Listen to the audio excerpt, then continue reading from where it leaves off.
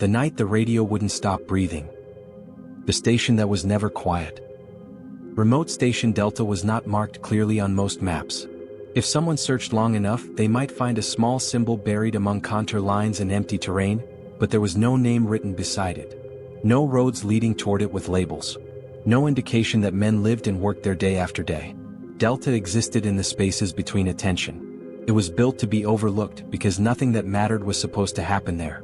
The land around the station was flat and dry, stretching outward in every direction until it met low, distant hills that never seemed to grow closer, no matter how long someone stared at them. The road that led to Delta was narrow and uneven, cutting through the ground like an afterthought. Vehicles traveled it slowly, raising thin clouds of dust that lingered long after the engines passed. When the wind died down, the air felt heavy with stillness. When the wind picked up, it carried grit that settled into everything: clothing, equipment, the corners of rooms. Over time, the men learned to stop brushing it away. Dust was part of Delta, just like silence. The station itself was small. Smaller than most people imagined when they heard the word station. A handful of reinforced buildings stood inside a simple perimeter fence. There was no watchtower rising high above the land, no visible sign of strength meant to impress. Delta was practical, functional, temporary by design, even though it had already outlived its original purpose. At the center of the compound sat the radio room. Everything revolved around that room. Messages passed through it constantly, even if the men rarely noticed. Voices arrived from one direction and left through another, never stopping long enough to feel personal. Orders, confirmations, administrative updates, weather reports, logistical notes. Delta received them, relayed them, and let them go. The station was never meant to keep information. It was meant to move it along. Because of that, the radio was always on. It hummed quietly, filling the background of the station with a low, steady sound. After a few days, the men stopped hearing it consciously. It blended with the generator outside, the faint creak of metal as temperatures shifted, the wind against the walls. Silence at Delta was never complete. It was layered, built from small sounds that together felt like nothing at all. 8 soldiers rotated through Delta at any given time. They were not combat troops in the traditional sense.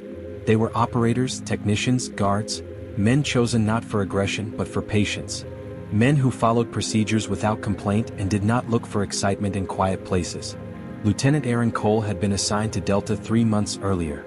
When he first arrived, he had stood just inside the gate and taken in the entire station in a single glance. It hadn't taken long. Delta did not hide itself behind complexity. Everything was visible. Everything was close. Cole had felt a strange mix of relief and unease. Relief because nothing about the station suggested danger. Unease because nothing about it suggested purpose either. Cole had spent years in louder places. Bases where radios shouted over one another. Posts where nights were broken by alarms and movement. Delta was different. Delta was quiet in a way that asked nothing of him except attention. At first he liked it. His days fell into a steady rhythm. Morning checks with the night shift. Equipment inspections. A walk along the perimeter fence, boots crunching softly against gravel and dry earth. Short patrols along the road, more out of habit than necessity. The land never changed, but Cole checked it anyway. Routine gave shape to time. The men under his command settled into Delta the way people always do in isolated places. Slowly, without realizing it. Conversations shortened. Movements became efficient.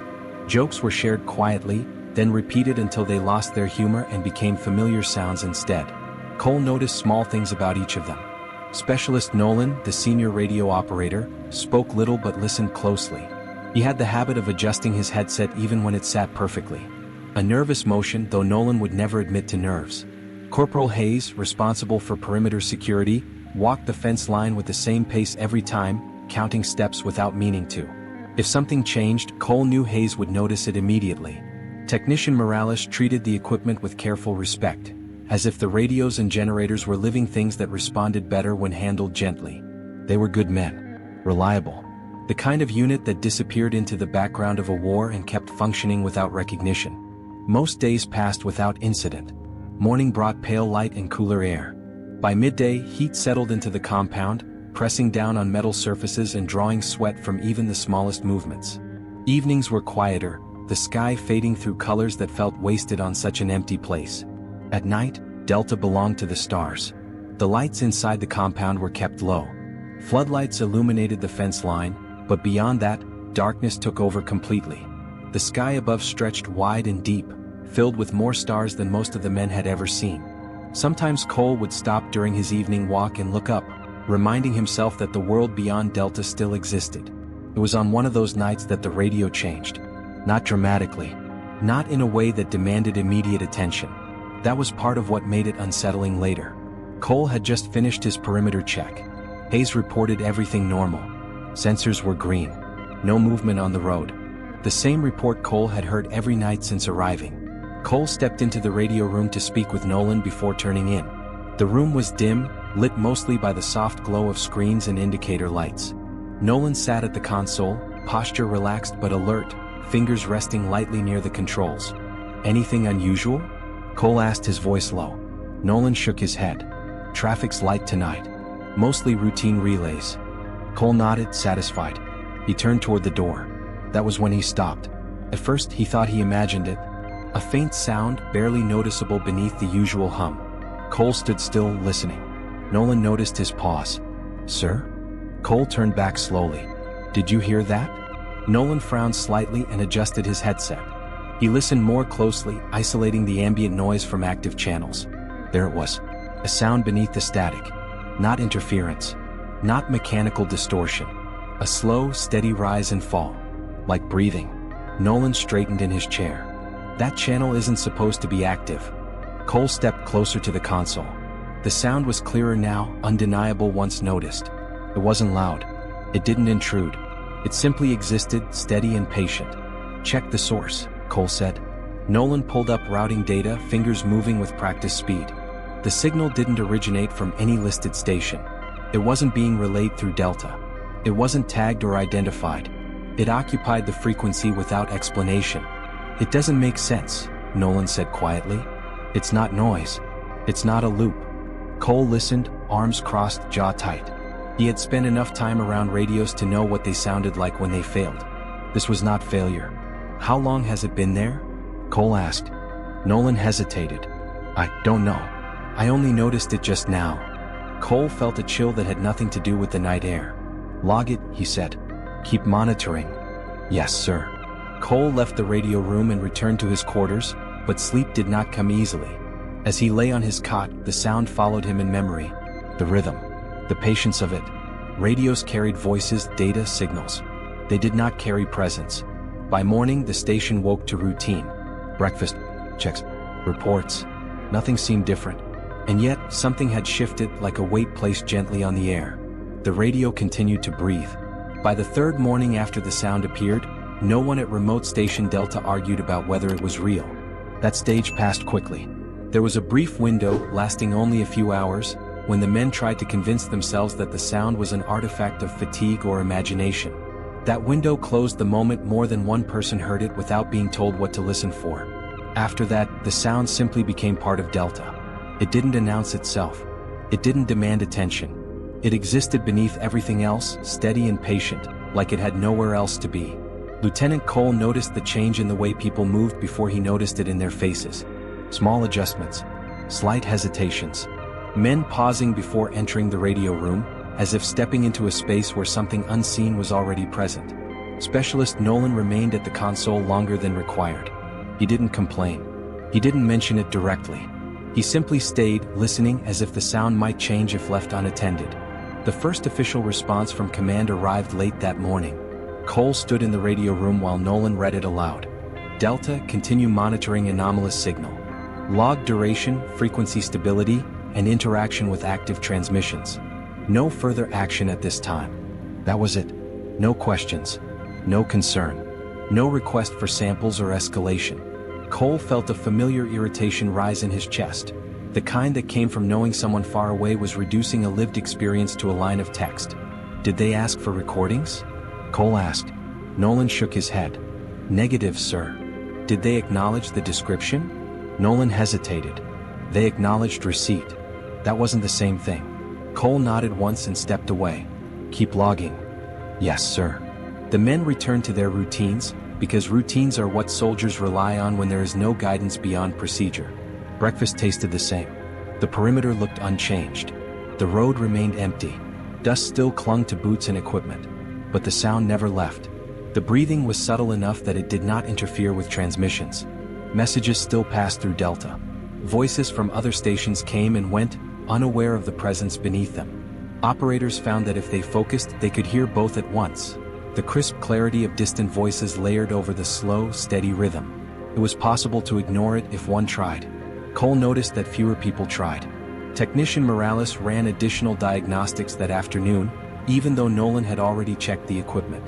Morales approached the radios with his usual careful respect, opening panels, checking connections, testing grounding. He replaced a cable that showed minor wear, though it had nothing to do with the affected channel. When he finished, he stood quietly beside the console. "It's not the equipment," Morales said finally. Cole didn't ask how Morales knew. He trusted the man's instincts. "Log your findings." "Yes, sir." By the end of the first full day, the breathing had not changed. It did not grow louder. It did not fade. It remained exactly the same, as if consistency itself were the point. That night, Cole dreamed of water. He dreamed he was underwater, unable to tell how deep he was. There was no surface visible above him, no bottom below. Just darkness and pressure.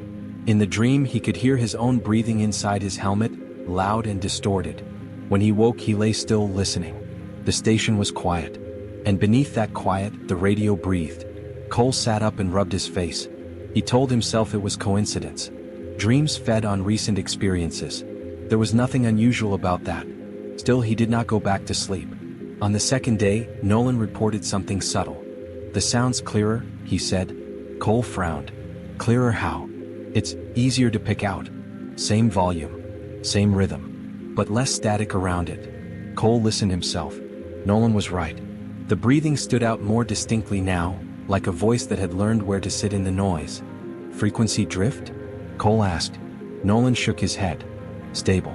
Locked." Cole wrote it down himself, this time in his personal notebook.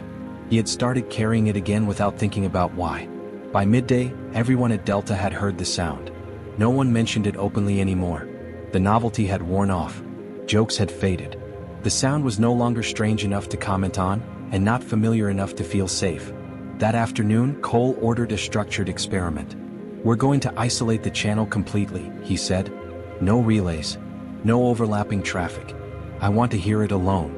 Nolan complied. One by one, other channels were muted or rerouted.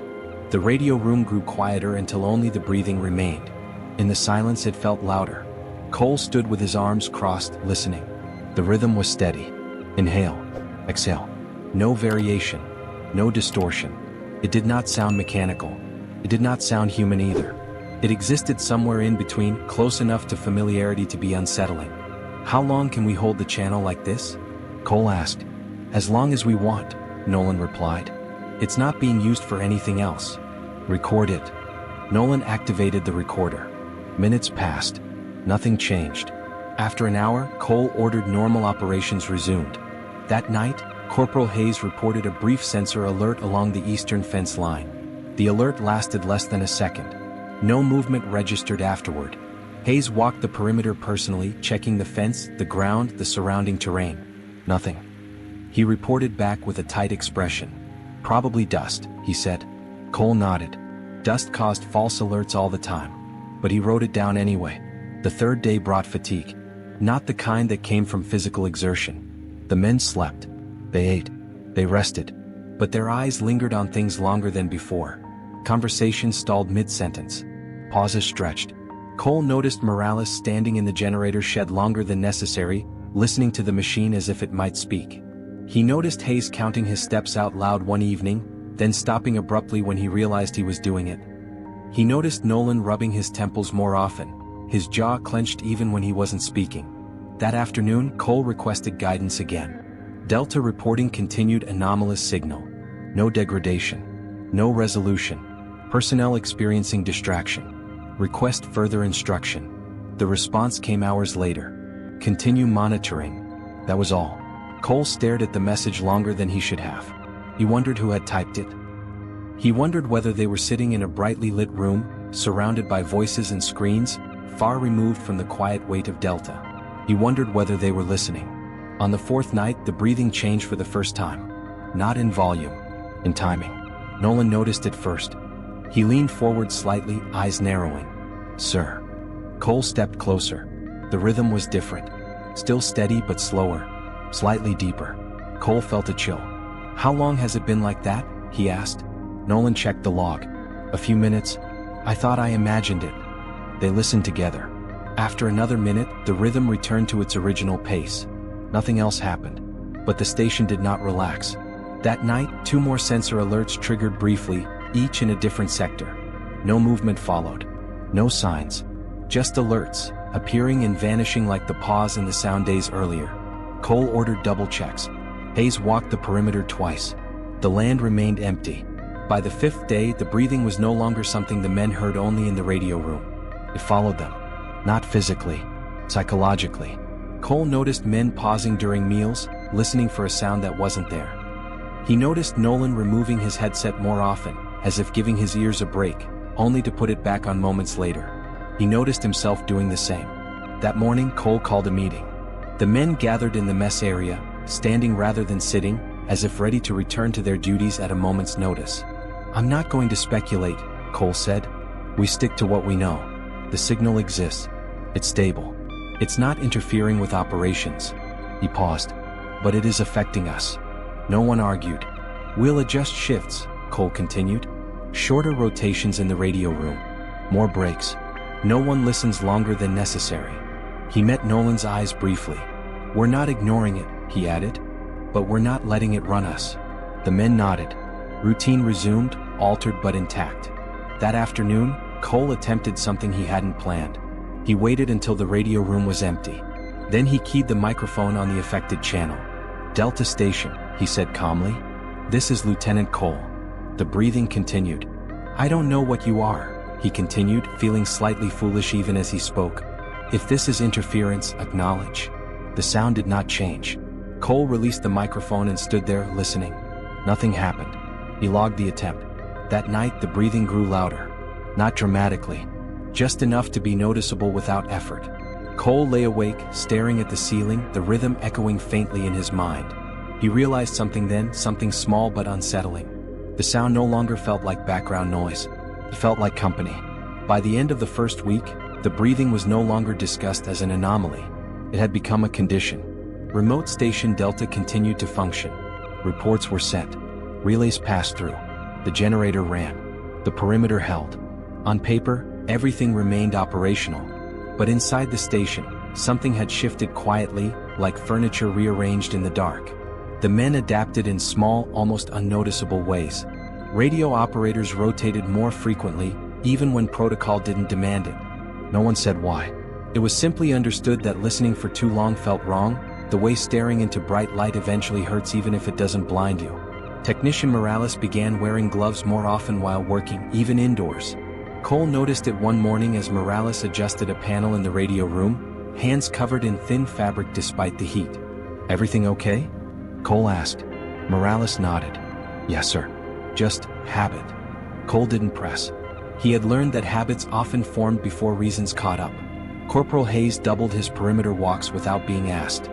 He checked the same sections repeatedly, his flashlight tracing the fence line with careful precision. The ground showed nothing unusual. No tracks. No disturbances. Still Hayes walked. "Better to see nothing twice than miss something once," he said when Cole asked. Cole wrote it down. The breathing continued. It did not dominate the radio room. It did not interrupt transmissions. It did not change its rhythm unless someone paid close attention. And even then, the changes were subtle enough to be arguable. That was part of the problem. If it had screamed or crackled or surged in volume, the men could have reacted. Loud things are easy to define. Quiet things are harder. Quiet things make you question yourself. Cole noticed the sound most when it wasn't there. He would step outside, walking along the perimeter at dusk, the wind brushing against his uniform, and feel something missing. Not silence. Delta had never been silent, but absence. The absence of the breathing made the world feel thinner, as if the radio room held something essential now. That realization bothered him more than the sound itself. On the 8th day, Nolan approached Cole during the afternoon check. "Sir," he said carefully, "I've been comparing recordings." Cole looked up from the logbook. "Comparing what?" "The breathing. Day 1 versus now." "And?" Nolan hesitated, then spoke quietly. "It's the same. Exactly the same." Cole frowned. "No drift at all?" None. Same timing. Same pattern. Same waveform. That's good, Cole said, though the word felt wrong as soon as he said it. Nolan shook his head. Sir, nothing stays that consistent. Cole understood what he meant. Even machines degraded. Even loops shifted over time. Perfect repetition suggested intention, or something that didn't experience time the way they did. Keep recording, Cole said. Yes, sir. That night, Cole dreamed again. This time, he dreamed of sitting in the radio room alone. The consoles were dark. The lights were off. The room felt larger than it should have been, stretching into shadows that didn't belong. In the dream, the breathing filled the space completely, not louder, just everywhere. There was no source, no direction, just rhythm. When he woke, his heart was racing. The radio room was quiet. The breathing was still there. By the 10th day, the men stopped asking when it would end. That question required hope. Hope required belief that the situation was temporary. At Delta, nothing about the sound suggested urgency or decay. It felt permanent, like weather. Cole noticed changes in conversation. Men spoke less about home, less about rotations and leave. Those topics assumed a future shaped by schedules and normal transitions. Instead, conversations drifted toward neutral subjects: maintenance, food, minor inconveniences. Things that existed fully in the present. The breathing encouraged that. It anchored them to now. On the 12th day, Specialist Nolan made a mistake. It was a small one. He keyed the wrong channel while relaying a routine message, corrected himself immediately, and continued. The error was harmless. The message went through. But Nolan froze. Cole saw it happen from across the room. Nolan? Cole asked. Nolan stared at the console, pale. Sir, it changed? What changed? The breathing. Cole stepped closer. Explain. When I spoke on the wrong channel, Nolan said slowly, it paused. Cole felt a tightness in his chest. Paused how? Just stopped. For less than a second. Then it came back. Cole listened. The rhythm was steady again. Are you sure? Cole asked. Nolan nodded. I'm sure. Cole ordered a test. Speak again, he said. Same channel. Nolan hesitated, then keyed the microphone. Delta relay, he said evenly. The breathing continued. No pause, Nolan said, confused. Cole nodded. Try a different channel. Nolan did. This time the breathing hesitated. Just a fraction of a second. Then resumed. No one spoke. Cole felt the room close in around them, not physically but psychologically. The implication settled slowly.